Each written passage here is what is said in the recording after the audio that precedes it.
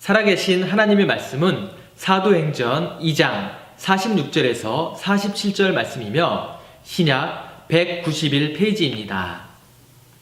날마다 마음을 같이하여 성전에 모이기를 힘쓰고 집에서 떡을 떼며 기쁨과 순전한 마음으로 음식을 먹고 하나님을 찬미하며 또 온 백성에게 칭송을 받으니 주께서 구원받는 사람을 날마다 더하게 하시니라. 아멘. 예루살렘 초대교회라고 완벽한 교회라고는 말할 수가 없습니다. 하지만 그래도 예수님을 닮은 교회요, 가장 아름다운 교회다운 교회의 모습이 바로 예루살렘 교회가 아니었겠나 생각을 합니다. 그래서 저는 예루살렘 교회를 롤 모델 교회로 삼아서 우리 교회가 바로 그러한 교회가 되기를 소망하는 마음으로 오늘 말씀을 전하기를 원합니다. 하나님의 크신 은혜가 함께 하시기를 바랍니다. 자, 그렇다면은 이 예루살렘 교회는 과연 어떤 교회였을까요? 한 세 가지로 정리해서 말씀을 드리도록 하겠습니다. 첫 번째로 예루살렘 교회는 기도하는 교회였습니다. 무슨 교회였다고요? 기도하는 교회였습니다. 여러분, 사도행전 1장 12절에서 14절에 보면은 이런 말씀이 있어요. 제자들이 감람원이라는 산으로부터 예루살렘에 돌아오니 이 산은 예루살렘에서 가까워 안식일에 가기에 알맞은 길이라. 들어가 그들이 유하는 다락방으로 올라가니 베드로, 요한, 야고보, 안드레와 빌립, 도마와 바돌로메, 마테와 및 알표의 아들 야고보, 셀롯인 시몬, 야고보의 아들 유다가 다 거기 있어 여자들과 예수의 어머니 마리아와 예수의 아우들과 더불어 마음을 같이하여 오로지 기도에 힘쓰더라 그랬어요. 오로지 뭐 했다고요? 기도에 힘썼다는 것입니다. 여러분, 예수님의 승천을 목격한 이 사도들과 당시 성도들은 예수님이 감람산 언덕에서 승천하신 거 여러분 아시지요? 지금도 그 자리에 가면은 승천 당이라 해서 건물이 크게 하나 지어져 있는데 그 언덕에서 많은 사람들이 보는 그 현장에서 고린도전서 15장에 보면은 500의 형제들이 한꺼번에 다 예수님의 승천하는 것을 목격했다는 것입니다. 그리고 이 감람산으로부터 건너편의 산인 예루살렘으로 돌아와서 마가의 다락방에 모여서 그들이 한 것은 무엇이었냐 하면은 오로지 기도에 힘썼다는 것입니다. 여러분, 오로지 기도에 힘썼다는 말은 무슨 얘기냐면은 기도에 생명을 걸었다는 얘기예요. 아멘. 사랑하는 성도 여러분, 당시 성도들은 현실적인 형편을 잠깐 살펴보면은 비록 예수님의 부활과 승천을 목격한 성도들이고 사도였지만 당장 눈앞에 예수님이 안 계시는 상황 속에서 그들의 두려움과 답답함은 말로 다 할 수 없었을 줄로 생각이 됩니다. 그래서 그들이 할 수 있었던 최상의 방법은 바로 하나님의 약속을 부여잡고 오로지 기도하는 것에 힘썼다는 것입니다. 예루살렘 초대교회 120문도는 생명을 걸고 기도했다는 것입니다. 사랑하는 성도 여러분, 여러분의 기도 생활은 과연 어떤 것 같습니까? 최근 언제 그리고 간절하게 그리고 생명을 걸 만한 절박한 기도한 적이 언제 있습니까? 또한 기도는 영적 호흡이라고 했는데 여러분의 호흡은 과연 건강하게 호흡을 하고 있습니까? 가령 여러분 눈앞에 세계 최고의 자동차가 여러분 앞에 딱 있다고 생각을 한번 해보시기 바랍니다. 만약 아무리 좋은 성능이고 세계 최고의 성능을 가진 이런 좋은 자동차라 할지라도 엔진이 고장나면은 무용지물이 아니겠습니까? 여러분, 자동차의 엔진이 자동차의 생명이듯이 신앙생활의 엔진은 기도예요. 크게 아멘 합시다. 아무리 교회를 오래 다니고 교회 안에서 귀한 직분을 맡아 사명을 감당하였다 할지라도 기도하지 않으면 생명력이 없고 그의 삶은 열매 없는 팍팍한 황량한 인생의 삶을 살 수밖에 없다는 것입니다. 그러므로 깨어서 기도함으로써 힘있고 능력 있는 축복된 성도들이 되어야 될 줄로 믿습니다. 독일의 유명한 음악가인 하이든이 있습니다. 하이든은 아주 믿음이 좋은 사람이었는데 이 친구가, 이 하이든이 어느 날 가장 절친한 음악계의 절친한 예술가들이 모인 이 모임 가운데서 이런 주제를 가지고 친구들과 서로 이제 같이 토의를 하게 되었습니다. 주제 내용이 뭐냐면은 어려움과 고통이 찾아올 때 어떻게 극복할 것인가. 이게 주제의 내용입니다. 그랬더니 그 친구들이 이렇게 대답을 했습니다. 어떤 친구는 나는 고통이 오면은 내 가장 친한 친구를, 절친을 찾아가서 그 고통을 호소한다네. 이렇게 했고, 다른 친구는 나는 그 고통을 잊기 위해서 멀리 그냥 다 털어버리고 여행을 떠난다네. 이렇게 말을 했고, 또 어떤 친구는 나는 이것저것 생각할 것 없고 독한 술을 마시고 그냥 깊이 잠들어 버린다네. 이렇게 말을 하면서 자신의 입장을, 또 고통을 이기는 방법을 서로 토로하면서 이야기를 했습니다. 잠시 후에 친구들의 말을 조용히 듣고 있던 하이들이 입을 열었습니다. 여보게, 친구들, 나는 우리 집에 가면은 작은 기도의 골방이 하나 있는데, 나는 어려움과 고통이 찾아오면 그 골방에 들어가 하나님 앞에 무릎을 꿇고 기도하면 그 고통을 해결받는다네 라고 말을 했다는 것입니다. 그렇습니다. 인생을 살다 보면은 어려움도 오고 고통의 순간도 오고 말로 할 수 없는 이 사면초가와 같은 위기를 만날 때가 누군들 없겠습니까? 중요한 것은 그 모든 문제의 키를 쥐고 계시는 하나님을 찾아야 될 때가 바로 그때라는 거예요. 그렇게 생각하십니까? 예레미야 33장 3절에 보면은 너는 내게 부르짖으라 내가 내게 응답하겠고 내가 알지 못하는 크고 은밀한 일을 내게 보이리라 그랬어요. 부르짖는 자에게 하나님께서는 크고 은밀한 일을 보여주시겠다는 거예요. 어려움이 닥칠 때, 고통의 순간이 다가올 때 낙심자절하지 말고 정말 부르짖어서 하나님의 응답과 하나님의 영광을 볼 수 있는, 그래서 하나님께 영광 돌릴 수 있는 복 있는 성도들이 되어야 될 줄로 믿습니다. 이러보건대 기도야말로 우리 인생의 사망의 음침한 골짜기에서 살아날 수 있는 유일한 길이고 해결할 수 있는 유일한 길인 줄로 믿습니다. 두 번째로 예루살렘 초대교회는 성령이 충만한 교회였습니다. 아멘. 자, 사도행전 2장, 지금 이제 2장을 보고 있지요. 그러니까 2장 1절에서 4절을 같이 한번 읽도록 하겠습니다. 자, 사도행전 2장 1절에서 4절까지예요. 읽겠습니다. 시작. 오순절날이 이미 이름에 그들의 다 같이 한 곳에 모였더니 호련히 하늘로부터 급하고 강한 바람 같은 소리가 있어 그들이 앉은 온 집에 가득하며 마치 불이어처럼 갈라지는 것들이 그들에게 보여 각 사람이 하나씩 임하여 있더니 그들이 다 성령의 충만함을 받고, 아멘.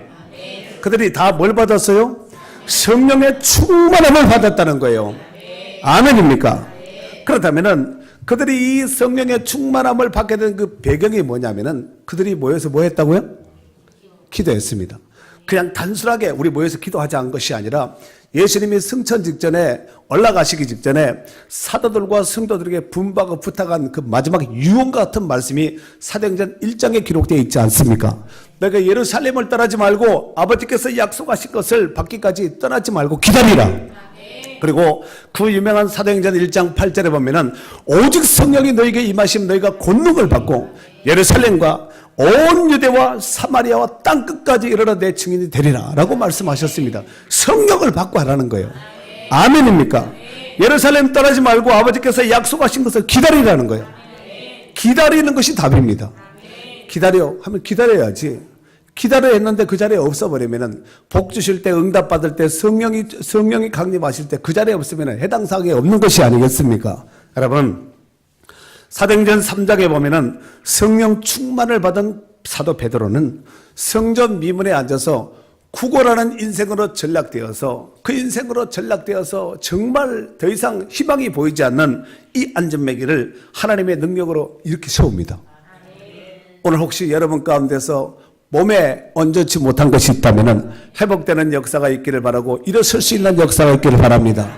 혹시 10년 가운데 낙심하고 문제가 있다면 다시 한번 하나님의 약속의 말씀을 부여잡고 버떡 일어날 수 있기를 주의 이름으로 축원합니다. 뿐만 아니라 두려움과 답답한 속에서 숨죽이며 살던 이 성령 충만함을 받은 다른 사도들도 이 성령 충만함을 받았더니 예루살렘 거리로 달려나와서, 달려나오면 안 되고 지금은 집에 숨어 있고 문을 잠그고 숨을 숨죽이고 있는 이런 분위기지요. 이런 상황 가운데서 성령 충만을 받았더니 그들이 예루살렘 거리로 달려나와서 복음을 담대하게 외치기를 시작했다는 것입니다. 그로 말미암아서 예루살렘 교회는 기하급수적으로 부흥하며 성장하게 되었습니다. 이에 위협을 느낀 종교 지도자들은 사도들을 몇 사람을 붙잡아 놓고 주동 세력들, 그렇죠, 베드로와 요한 이런 사도들을 붙잡아 놓고 결박해 놓고 뭐라고 엄포를 했냐면은 너희가 예수님의 이름으로 도무지 말하지 말고 가르치지도 말라, 이렇게 엄포하면서 아주 강력한 경고 메시지를 주었습니다. 그때 베드로와 요한이 뭐라고 말을 했냐면은 하나님 앞에서 너희 말을 듣는 것이 하나님의 말씀을 듣는 것보다 옳은가 판단하라. 우리는 보고 들은 것을 말하지 아니할 수 없다. 막 강력하게, 이쪽에서 좀 이렇게 나오면은 저쪽에서 이렇게 수긍을 해야 되는데 이쪽에서 이렇게 하니까 그냥 이렇게 더 크게 밀어 나와버린 거지요. 아주 목숨을 걸고. 여러분, 베드로와 요한이 이 말을 했을 때 그냥 어떤 논쟁식으로 내지는 변론식으로 이렇게 한 것이 아니라 너희도 예수 믿어야 된다는 거예요. 그 메시지 뒤에는 그런 숨어있는 강력한 경고의 메시지가 담겨져 있는 줄로 믿습니다. 그랬더니 관리들이 백성들 때문에 눈치를 보고 있는 거 어떻게 할 수가 없는 거예요. 잡아넣자니 그렇고 안 잡아넣자니 그렇고, 그래서 다시 위협하여 놓아주었다는 것입니다. 성경에 대해서는 이 일에 대해서 뭐라고 말을 하냐면은 이는 이 모든 사람이 그 된 일을 보고 하나님께 영광을 돌리게 되었다는 것입니다. 아멘이지요. 여러분, 사도행전 4장 31절에 보면은 초대교회 성도들의 기도 제목 끝에 일어난 현상이 있는데 그것이 뭐냐면은 빌기를 다함에 모인 것이 진동하더니 무리가 다 성령이 충만하여 담대히 하나님 말씀을 전했다는 거예요. 무리가 뭐가 충만했다고요? 밥 많이 먹어서 배가 충만한 것이 아니라 성령이 충만해서 담대하게 하나님 말씀을 전했다는 거예요. 여러분, 복음을 담대하게 전하지 못하는 사람들은 왜 그러냐면은 성령 충만하지 못해서 그런 거예요. 공감하시면 아멘 해보세요. 정말 내 안에 보물이, 내 안에 좋은 것들이 가득 차 있다면 여러분 말하지 않겠습니까? 그 좋은 것이 있다면 여러분 말하지 않겠냐 이거죠. 예루살렘 초대교회 성도들은 그들의 성령의 충만함을 받은 것은 외부적으로만 나타나가지고 복음을 전하고 교회가 부흥되고 이 정도로 끝난 것이 아니라 예루살렘 교회 내부적으로도, 교회 안에 들어온 멤버 가운데서도 그들에게 성령의 충만한 삶이 나타나게 되었다는 것입니다. 그래서 사도행전 4장 32절서 35절에 보면은 믿는 무리가 한 마음과 한 뜻이 되어, 믿는 무리가 몇 마음이 되었다고요? 한 마음과 한 뜻이 되어 모든 물건을 서로 통용하고 자기 물건을 조금이라도 자기 것이라 하는 이가 하나도 없더라. 사도들이 큰 권능으로 주 예수의 부활을 증언하니 무리가 큰 은혜를 받아 그 중에 가난한 사람이 없으니 이는 밭과 집이 있는 자는 팔아 그 판 것의 값을 가져다가 사도들의 발 앞에 두매 그들이 각 사람의 필요를 따라 나누어 줌이라. 그래서 가난한 자가 없었고 거지가 없었다는 거예요. 여러분, 성령의 충만함을 받은 그들은 그리스도 안에서 약속된 풍성한 복을 누리는 삶을 이 땅에서 맛보았다는 거예요. 주가 천국 그 나라에서 영생 복락이 아니라 교회 생활을 하면서 이 땅에서 천국의 부유한 삶을 맛보게 되는 이런 축복된 삶을, 천국의 삶을 누리게 되었다는 말씀입니다. 여러분, 이런 귀한 삶이 얼마나 참 복됩니까? 그렇지 않아요? 여러분, 정말 이것이야말로 우리가 진정한 신앙생활함에 있어서 꽃이요 정수요 복이 되지 않겠나 생각을 해봅니다. 이 복된 은혜가 예루살렘 초대교회만 있었던 것으로 끝날 것이 아니라 오늘 우리 교회 가운데서도, 여러분의 10년 가운데서도, 여러분의 가정 가운데서도, 여러분의 인생 가운데서도 풍성하게 누려질 수 있기를 주의 이름으로 축원합니다. 마지막 세 번째로, 예루살렘 초대교회는 칭찬받는 교회였습니다. 무슨 교회였다고요? 칭찬받는 교회. 복습하는 의미에서 한번 질문하겠습니다. 두 가지가 지나가고 세 번째는 칭찬받는 교회라고 그랬는데, 첫 번째 예루살렘 교회는 무슨 교회라고요? 맞아요. 기도하는 교회. 잘했어요. 그 다음에 두 번째로는 성령 충만한 교회였습니다. 세 번째 뭐라고요? 칭찬받는 교회. 여러분, 성도들이 어디를 가든지 칭찬받아야 됩니다. 자, 오늘 메인 본문의 말씀인데 다 같이 한번 46절과 47절을 크게 다 같이 읽도록 하겠습니다. 읽습니다. 시작. 날마다 마음을 갖춰여 성전에 모이기를 힘쓰고 집에서 떡을 떼며 기쁨과 순전한 마음으로 음식을 먹고 하나님을 찬미하며 또 온 백성의 칭송을 받으니 주께서 구원받는 사람을 날마다 더하게 하시니라. 아멘. 47절에 보니까 하나님을 찬미하며 또 온 백성에게 칭송을 받으니 그랬어요. 칭송을 받았다는 것이 뭐예요? 욕먹었다는 얘기예요? 칭찬받았다는 얘기예요? 그 예루살렘 초대교회가 칭찬받은 교회였다면 우리 교회는 욕먹는 교회가 돼야 되겠습니까? 칭찬받는 교회가 돼야 되겠어요? 여러분은 칭찬받는 성도가 돼야 되겠습니까? 욕이나 그냥 바가지로 먹고 다니는 이런 성도들이 돼야 되겠어요? 하여튼 칭찬받는 성도들이 돼야 됩니다. 그랬더니 그 열매가 뭐냐면은 그 뒤에 얻어지는 열매가 주께서 구원받는 사람을 날마다 더하겠다는 거예요. 주일마다 더한 것도 아니고 한 달에 한 번씩 더한 것도 아니고 날마다 더해지는 축복의 역사가 예루살렘 초대교회 가운데 있었다는 거예요. 이 복된 은혜가 우리 가운데도 누려질 수 있기를 주의 이름으로 축원합니다. 사랑하는 성도 여러분, 예루살렘 교회가 칭찬받기까지는 내부적인 아름다운 교제도 살아있지요. 금방 제가 읽어드리지 않았습니까? 내부적인 교제도 살아있는 거예요. 그냥 나가서 그냥 복음만 증거하고 이런 것이 아니라 이 성도들 간에도 서로 막 친형제, 피를 나는 형제 이상으로 막 이렇게 가까이 서로 사랑하고 막 아름다운 관계를 맺는 거예요. 이런 교회가 천국 같은 교회가 아니겠습니까? 뿐만 아니라 외부적으로는 복음을 전파할 뿐만 아니라 믿지 않는 사람들한테도 칭찬을 받았다는 거예요.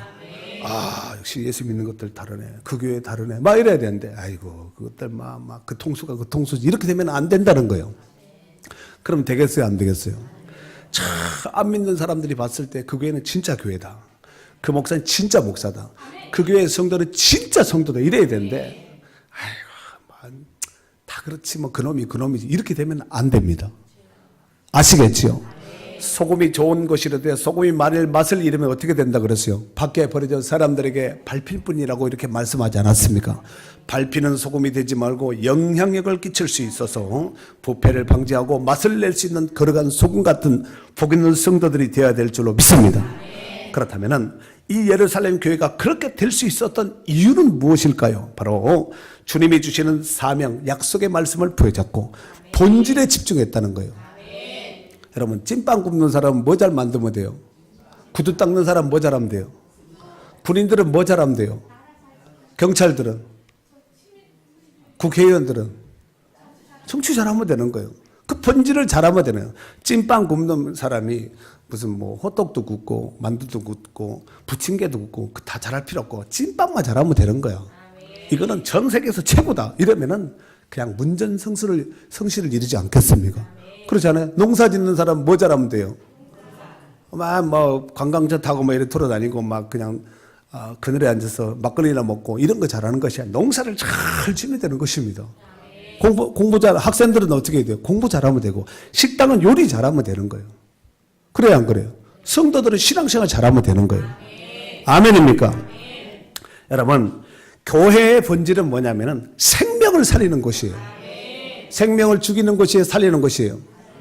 살리는 것이죠. 즉 죄로 말미암아 사단의 올무에 매여 있는 영혼들에게 복음을 전파하고 그래서 이 영혼을 살려서 하나님 나라에 입적을 시키는 거예요. 하나님 나라에 생명책에 기록을 하게 만드는 이 사명을 잘하면 주님이 칭찬하고 주님이 기뻐하는 교회인 줄로 믿습니다. 요한복음 10장 10절 말씀에 보면은 예수님께서 이렇게 말씀을 하시죠. 내가 온 것은 양으로 생명을 얻게 하고 더 풍성히 얻게 하려는 것이라 그랬어요. 생명을 얻을 정도가 아니라 풍성한 삶을 살아야 된다는 거예요. 골로새서 1장 13절 말씀에 보면은 사도 바울은 이렇게 말을 했지요. 그가 우리를 흑암의 권세에서 건져내사 그의 사랑의 아들의 나라로 옮기셨으니 그랬어요. 옮기다가 도로 떨궈내는 것이 아니라 확실하게 분명하게 소속을 해야 된다는 거예요. 옮겨졌다는 거예요. 아멘이지요.